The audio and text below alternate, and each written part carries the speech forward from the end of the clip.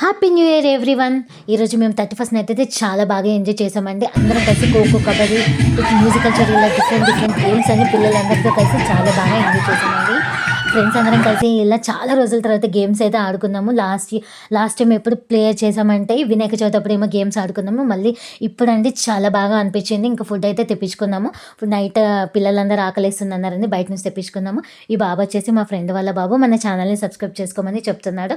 అందరు కూడా తప్పకుండా సబ్స్క్రైబ్ చేయండి మన ఛానల్ని. అంతేకాకుండా లైక్ చేయండి, ఫాలో చేయండి. ఇంకా ఫుడ్ అయితే తినేస్తున్నామండి. బిర్యానీ అయితే తెప్పించుకున్నాము. అందరం అయితే కలిసి తినేసాము. తర్వాత కొంచెంసేపు చలి వేస్తుందని చలిమంట వేసుకున్నాము. నెక్స్ట్ డ్యాన్స్ అయితే స్టార్ట్ చేసామండి.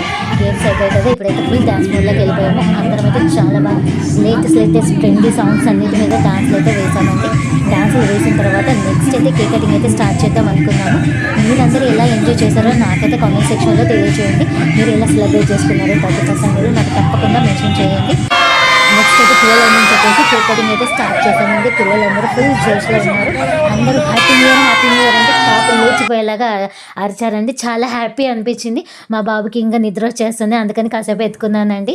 ఇంకా నెక్స్ట్ అయితే మా హస్బెండ్స్ వాళ్ళైతే ఇలా రచ్చ చేశారండి కేక్ పూసుకొని.